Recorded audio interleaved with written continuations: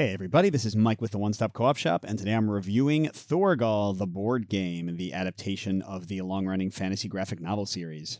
And disclaimer that I got a review copy of this one. In Thorgal, 1 to 4 players controlling 2 to 4 characters will be moving them around a map book for one of 7 different scenarios if you have the retail edition. They'll be resolving different actions that can be upgraded throughout a scenario using action chips, and the placement of these chips as each player goes will affect the success and power of the other actions on the board. And these actions will move you around, get you resources, complete little narrative and exploratory encounters in the scenario, all of which comes from this book of tale with a bunch of little narrative and effects to read through. Your characters can also get temporary items, can level up their combat and exploration abilities, and engage in combat and other activities that will be using Polyomino placement to defeat enemies, get you resources, handle wounds. So let's get to 5 key things to discuss about Thorgal the board game. So my number 5 point, which is a mix for my taste, is the resource collection in the game. Because a lot of the locations you can interact with in the game to have bonuses or pursue scenario objectives require you to place a certain number of resources on them to advance the story.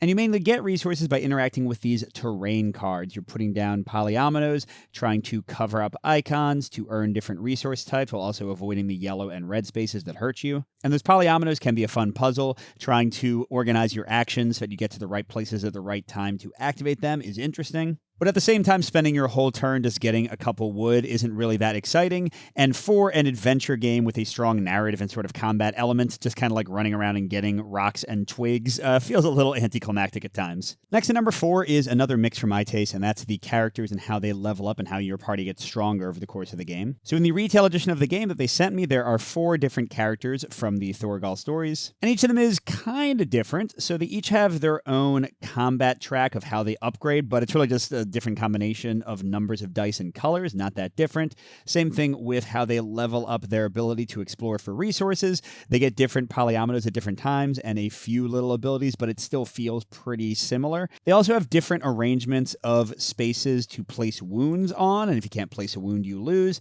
But again, the fact that they're slightly different shapes doesn't make it feel drastically different character to character. Each character does have a reusable skill card that's pretty powerful, but that's kind of the biggest differentiating factor. Now, it feels a little more impactful and exciting are the items you can craft, but these are single use, so while they are very cool, you use them and lose them, so it doesn't stick with your character. But maybe the part that I love the most is how the actions you use change, because there's a whole deck of advanced and different action cards, and completing certain encounters in the board will upgrade your action cards to become other cards, which makes the entire party feel more powerful and different. So this is pretty cool, but yeah, the characters and the leveling up I don't think is a standout feature of the game in any case. My number 3 point, though, is a full-on pro for my taste, and that is the Polyomino placement that I already mentioned. So yes, you're using it to get resources, but you're also using it to fight in a combination of die rolling, figuring out which pieces you can place, and then arrangement of those pieces to try to get as many positive things while also covering the enemy's hearts. You're also doing Polyomino placement, as I mentioned, for the wounds. And yeah, I don't know how thematic all this is, but mechanically it is a lot of fun.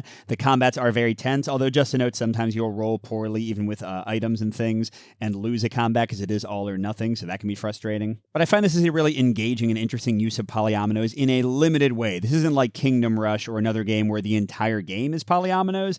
It just crops up on some turns and forces you to think in some tactical ways that I think are a lot of fun. My number 2 is also a full pro with some caveats, and that's looking at the scenarios in the game and the narrative. In the retail version they sent me, there are 7 different scenarios, and they are highly different. They have an entire map for each one. They have entirely different sets of event cards, very different objectives you're pursuing, very different narrative and exploratory locations to investigate. And I think the story elements, the quick little narrative stuff you read, is just enough to get you into the theme and the world without having you spend like 30 minutes reading instead of playing the game. Although a couple quick warnings. First of all, this is a Portal game, and like many of their games, there are some unclear rules or errors or mistranslations. They've been pretty active on BGG, though, so it's not as bad as it could be. And also, some of the scenarios are just very tight and very tough, and also can sometimes seem to have a best path forward or something you might want to repeat. So if you play it with the same people and the same characters multiple times, some things could get samey. I think each scenario probably has 2 to 3 really exciting plays, and then you might feel like you've seen most of it before.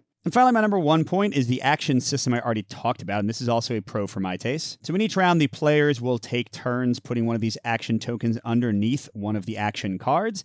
And the cool thing is you're not only resolving the action you're doing, but you are setting up bonuses for other actions, because most of the cards will pay attention to how many actions have been placed on other cards to the left of them. So it really adds a ton of cooperation to the game and discussion, or just tactical thinking if you're playing solo. Now, the one caveat here is that, kind of like the scenario, this is incredibly tight, and just some poor action choices can put you down a path where you're going to lose the game. And I think it's especially true at higher player counts. Like with 4 players, you're only taking a single action a turn, and usually there's only 8 or 9 rounds. You're taking like 8 or 9 actions the entire game, which is fine and tense and tactically interesting. But yeah, if you make a mistake and you're like in the wrong place at the wrong time, it might throw the entire hour-and-a-half game for you just because you made a few poor choices. So overall, I've had a blast with Thorgal. I think it's a great mix of thematic adventure and really tight kind of Euro-y tactical decisions and choices. But this game isn't going to be for everybody. If you're looking for something that lets you narratively explore on your own timer, this game is way too tight for that, so you'll probably get frustrated with the limitations. And also, if you don't love polyomino placement, that's kind of the main mechanic in most portions of the game, so you might want to avoid it in that case too. But if you want to see the game in action and decide for yourself, I have a playthrough on the channel. Thanks for watching, everybody. I'll see you at the next stop.